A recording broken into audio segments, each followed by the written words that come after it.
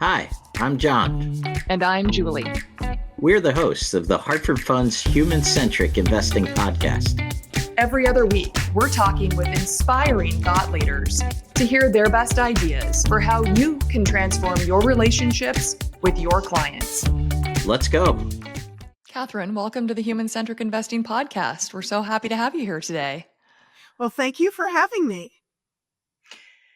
Catherine, thanks for joining us. And for today's podcast, we really wanted to have a conversation based on some of the survey and research results that you've participated in, kind of how the business is changing, or maybe how it might change, so that financial professionals can better serve their clients and create better client outcomes. And I guess my first question to you is, as a financial professional, and I've been in the business many years, there's a certain expectation of what financial professionals will offer.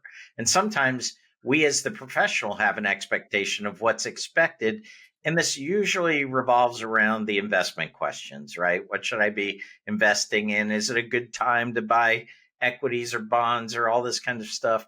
But Catherine, in your experience and what you've seen, are there other areas where financial professionals can provide assistance that the clients may not be getting anywhere else? You came to the right place. Through our research and our survey work, we see a lot of things just bubble up from the survey findings that are things people need help with. And it doesn't look like they're getting that help, even if they do have a financial advisor. So this sort of opens the questions: what do people need help with, and how can advisors align their services? And of course, it's always, it's a given. People need help with their investments, because investing, especially now, is extremely complicated. But there's actually a broader range of services where financial advisors can be really helpful to their clients. And it may involve doing things they haven't done before, or new ways, new opportunities. But let me share with you some of the things we see. Number one, engagement in the basics. Don't assume your client is engaged in the fundamentals of things like budgeting and basic financial planning. So a check there.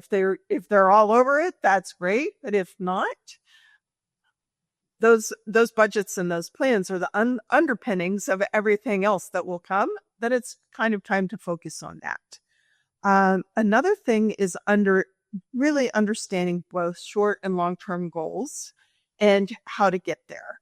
And of course, it's great to talk about retirement lifestyle and things people want to do in retirement, but also ensure that other goals are happening there along the way. And then there are two specific areas that I think are especially vital right now. And this is where the financial advisor in some ways will turn into a career coach, because we see many, many workers envisioning into working to older age, both for income as well as what we call healthy aging purposes. And they may not have saved enough to be able to retire, but they need a solid plan to get there, which includes maintaining their health and, what's even harder, their employability. The role of the financial advisor in some ways is morphing into that of a career coach, to encourage people, if they plan to work longer and retire at an older age, to focus on their health and their employability, keeping job skills up to date, keeping networks active, so that there are opportunities available to them as long as they want and need. I think those are such interesting points, and certainly, I'm sure, very rich areas for discussion between financial professional and their client.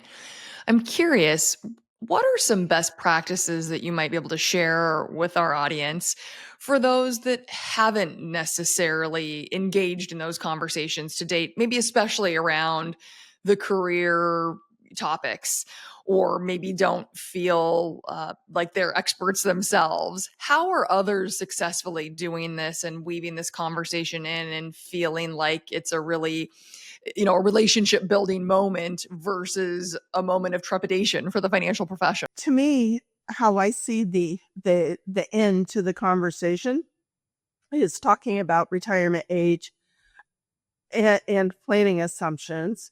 And when somebody is talking about extending their working lives, just asking some basic probing questions. What are your plans to be able to do that? What does that look like? Um, what should we be thinking about? And what are some of the potential risks and concerns? And this might be a place where data can be helpful. Our surveys of retirees find that many retired sooner than planned, and often due to either health issues or employment issues. So it's kind of a hard conversation, but it's also a reality check. Um, and there are ways to talk about it compassionately and empowering and be actionable about it. And there's resources out there for, they might have a homework assignment to read a book on the latest happenings in the workforce and how to prepare yourself, or it might be taking a class either on Coursera or at a community college, but really embarking on a conversation so that it's meaningful, it's thought provoking, it's meaningful, it's actionable, but it is not judgmental, because that's where we get into trouble. Catherine, when you look at some of the demographic shifts that are evident in your data, I think about the importance of women in the workforce. I know from some of the other work that Julie and I have done, it seems like everything is being delayed now. Marriages are being delayed, family formation, purchase of the first home. Uh, are there generational differences? Are there gender differences? Are they? You're probably going to say all of the above, but these demographic shifts that financial professionals, should they be aware of as they attempt to serve the client of tomorrow? Absolutely. And every client is unique. And that is so important. And to recognize that and avoid any assumptions. And I'll share an anecdote from my own retirement planning journey. There was a point years back where I realized I was a big girl. I needed to get financial advisor because I was trying to manage my own savings. And I'm like, wait a minute, this is, I need the help of a professional. And so I went, sort of shopping for an advisor and through various, highly recommended sources. And in the interview, meet and greets, well, I would say 4 out of 5 did not ask me what I did professionally. I'm a retirement researcher. Never occurred to them that Wow. that I would have a career. I mean, it was just like I felt like was an alien from another planet. I wasn't a person. I was a person, but I wasn't a person. Um, and in the instances, I will say the people interviewing me were men, and I'm not sure that they had the training or expertise or know-how to say, okay, here we have a woman. She's X age, financial professional, looking for a planning assistance. It was just a void of those questions. It was really kind of extraordinary. The one that did ask got the job. Like, I But was just going to ask you. then it was just so telling to me that what would have been a most fundamental of conversations wasn't. And to get to know people, who they are, the basics, what's important to them, what their top priorities in life, what they hold most dear, things that we want to take with us into old age throughout our lifetimes. The money is very important because we want to be able to finance our dreams and our lifestyles. But you can't really do that without knowing what you're going to finance. Mm-hmm. Catherine, along those lines, just a question Julie and I have bantered back and forth about. Do you think it's important for financial professionals to talk to their clients about the role that they play in their family, aka will there ever be an expectation that they'll provide care for another? I see this as an unplanned for expense or change to a retirement plan that people think it just sneaks up on them. They never envision the fact that, wow, you were an only child. Your parents may need help someday, but you've made no financial preparations for that. Is that an area that, given what's gone on demographically, you think financial professionals probably ought to be more intent in the next decade than they had been in the last decade in terms of discussing? Absolutely. Absolutely. Because too often it's looking at the individual or maybe an individual and their spouse and their situation and not factoring in the broader family, especially aging parents in this scenario. And we see it in our workplace uh, reports that it's around 4 in 10 workers are either currently serving or have served as a caregiver to a loved one or relative.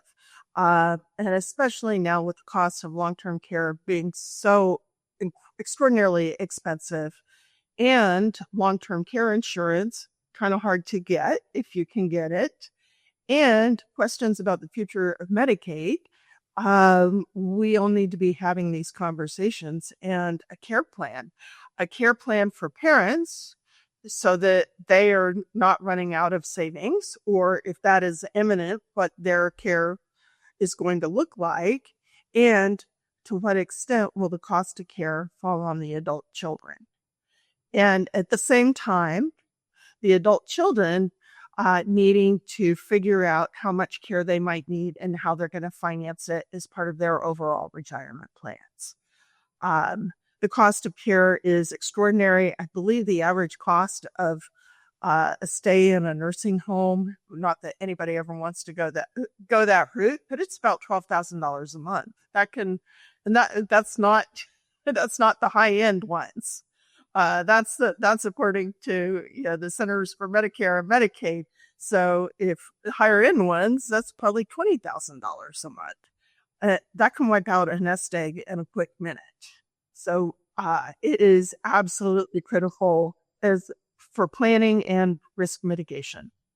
As you think about some of the data and research that you've collected, and I know you've collected so much over so many years, and it's all swirling around in your head, but from the financial professional's perspective, what are some of the key, maybe generational differences or gender differences in retirement that are really important to take into consideration, whether it be from the sort of the profiling or question asking process to the planning process?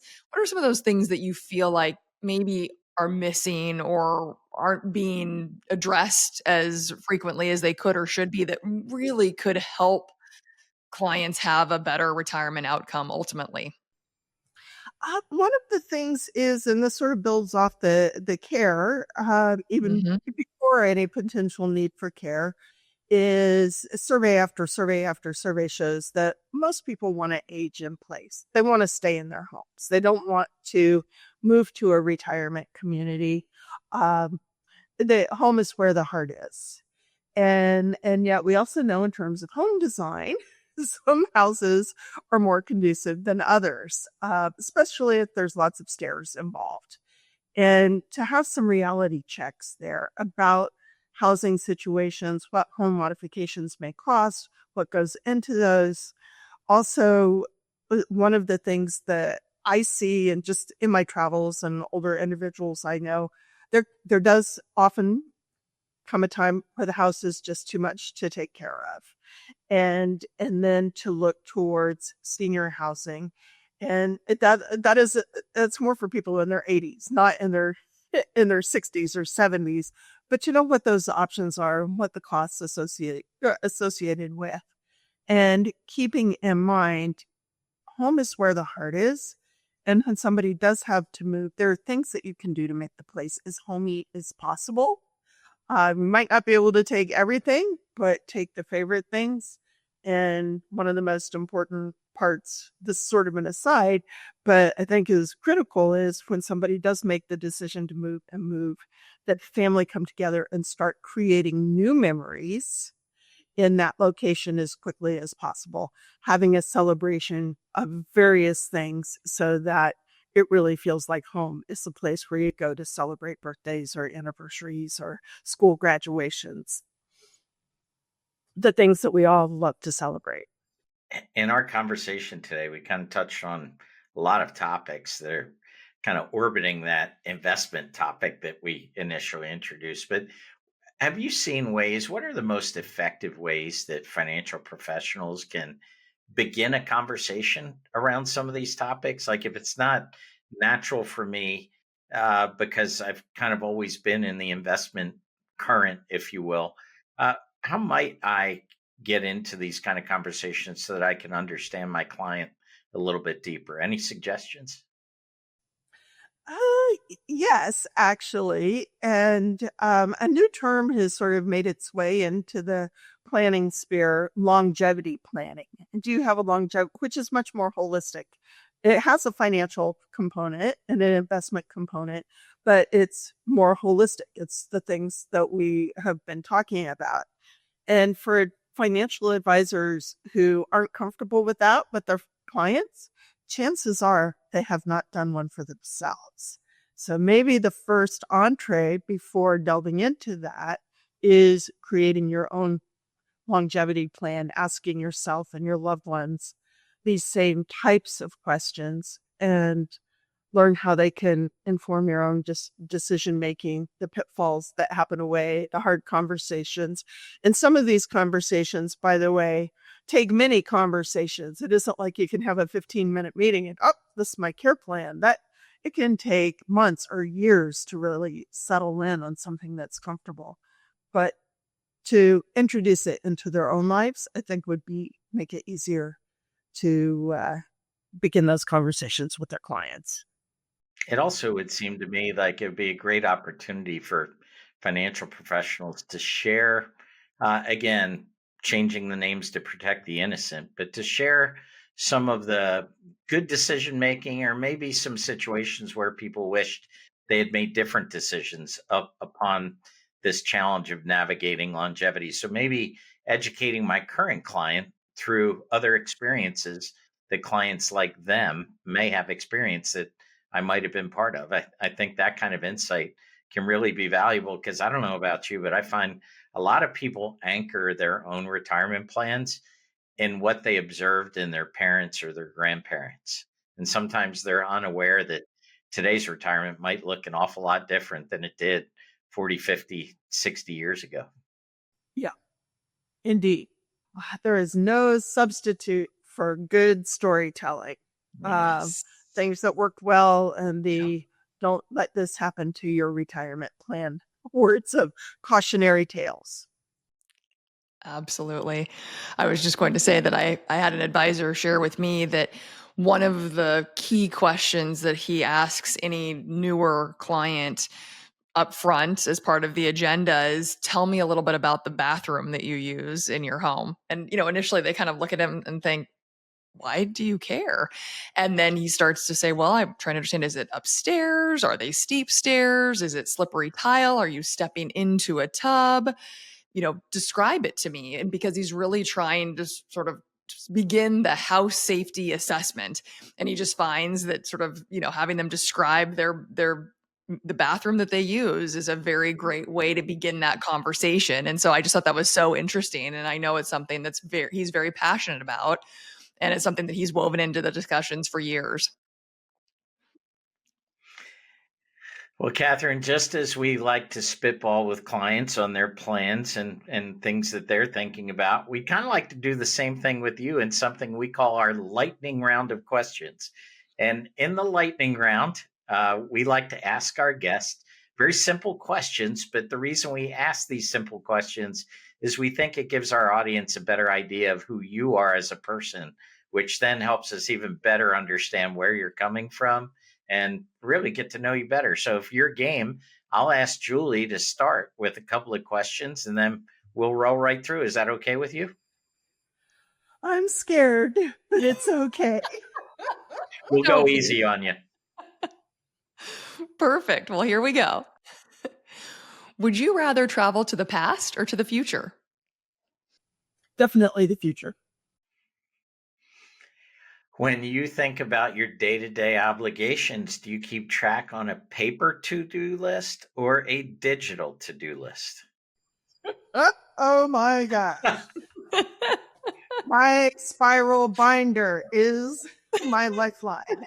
You and Julie are going to get along very well. Doesn't it feel good to cross the things off? I just love that so much. Satisfaction of a It check is mark. just amazing. Yes. What was your favorite board game as a kid? Scrabble. It's a good one. Would you describe yourself as an introvert or an extrovert?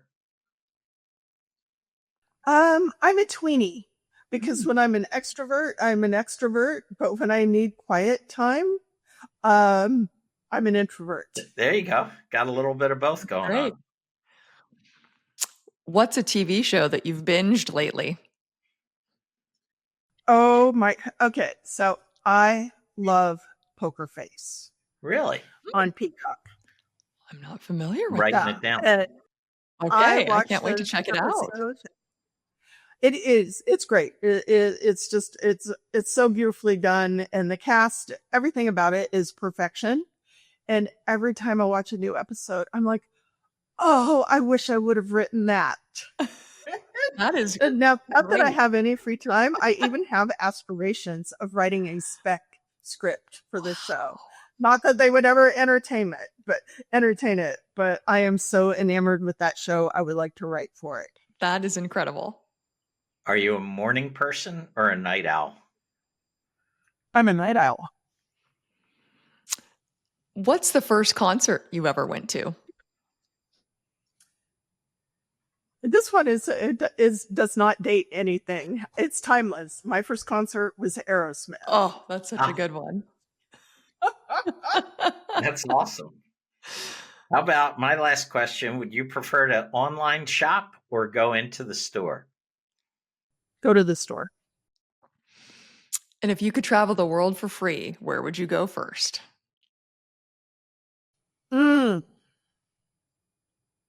For free. That means I should probably prioritize expenses.